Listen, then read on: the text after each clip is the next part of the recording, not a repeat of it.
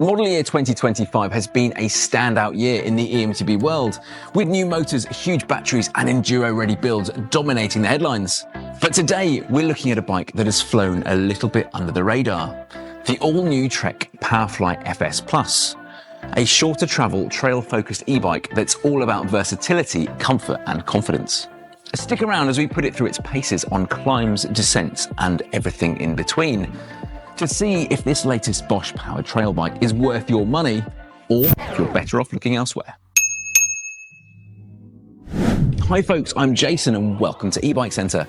The previous generation Powerfly FS aimed for comfort and practicality, but ended up feeling a bit too safe, and dare I say, even a little uninspiring. And let's be honest, it wasn't exactly winning any beauty contests either. But this latest iteration, although undeniably easier on the eyes, the real question is, does the new Powerfly FS Plus bring more than just a facelift? Has Trek managed to strike the perfect balance between sleek design and engaging trail dynamics, and the same comfort and confidence that made its predecessor so approachable? Let's dig in and find out. So let's talk frames. One of the first things that you'll notice is the change in frame design. Gone is the ultra-low standover of the previous model. Trek has returned to a more traditional eMTB frame, reminiscent of the original Powerfly. The hidden mid-shock has been replaced with a shotgun setup, which has enabled Trek to shorten the chainstay and boost maneuverability. Suspension has seen an upgrade too. The new FS Plus now offers 130mm of upfront travel, an increase from 120, and 120mm of travel at the rear, up from 100. For those opting for the mid-range FS Plus 6, the bike we rode in this test, you're getting the Fox AWOL HD fork and a Fox Float rhythm shock. For those on a tighter budget, there's the lower spec Plus 4 with RockShox Recon Silver, while the higher spec Plus 8 is kitted out with the Fox 36s. A heads up though, this move to a shotgun fork means that the standover height has increased by nearly 10%. That might be a concern for riders with shorter legs or those with restricted mobility that like that low standover, but it's a trade-off that helps reduce frame flex and improve handling. They've also lengthened the reach in line with eMTB trends, but they've balanced it out by increasing the frame stack, raising the riding position so you can stay comfortable even on longer rides. Aesthetically, certainly in my opinion, the bike is significantly better looking than its predecessor, a more classic design. The old side-loading rib system has been swapped out for an under-frame mounted battery. While it might not be as quick to swap out as the side loader, it does the job of eliminating that persistent rattle that plagued its predecessor. And the new battery cover, although not body coloured, is more durable and it's cheaper to replace if needed. The FS6 we tested came in at just over 24 kilograms, which for an alloy full suspension eMTB with a removable 800 watt-hour battery is probably just under average. If you're looking for something of a similar price that's lighter and more nimble, you might want to consider options like the Orbea Rise SL-H20, but you'd be sacrificing that Bosch motor performance and the convenience of a removable battery. If you're enjoying this content so far and want more eMTB insights and reviews, please consider giving us a like and subscribe. It helps the channel grow and keeps you in the loop of all things e-bike.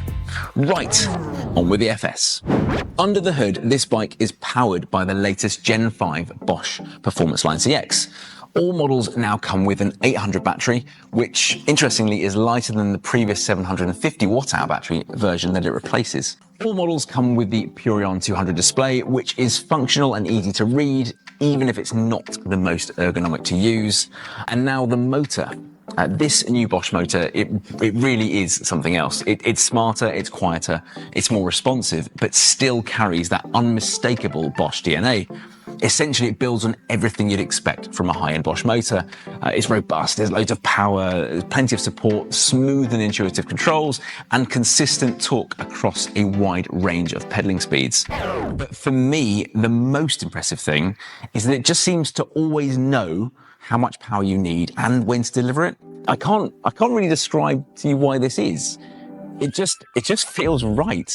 I would go so far as to say, in terms of motor feel and rider to motor synchronization, it's the best motor I've ever ridden. And another bonus, that annoying rattle that you would associate with an e-bike motor is completely eliminated. Plus, that electronic whir is now so subdued that it barely registers, dramatically improving the overall riding experience. Now, let's get to the real test, riding. We had planned our usual trio of tests: an undulating flat-out sprint, a steep relentless climb, and a fast furious descent. Unfortunately, thanks to the classic British winter, think rain, high winds, and trails littered with debris and wet leaves and flint and you name it, we had to adapt our approach, but we do still have results for 2 of the 3 tests, and more on that later. Despite the less than ideal conditions, one thing stood out immediately: the riding position. Even with that slightly longer reach, the addition of a raised stack gave me a very relaxed and comfortable posture. I felt at home on this bike immediately. It was like we were old friends, meeting up for the first time in years. It was just easy and familiar straight away. I was riding the medium frame, and at 5'8", grand 5'8", I would say it was the perfect size for me. And then there's that Bosch motor. It's just not about raw power. It's about knowing exactly how much support you need and when to deliver it. Whether you're powering through a challenging climb or coasting downhill, the CX just delivers consistent, intuitive assistance that makes riding feel, it just feels right. This bike is a significant upgrade over its predecessor. It's more capable, it's more fun to ride, and it's exceptionally predictable, even in the challenging conditions like wet, scattered leaves and debris.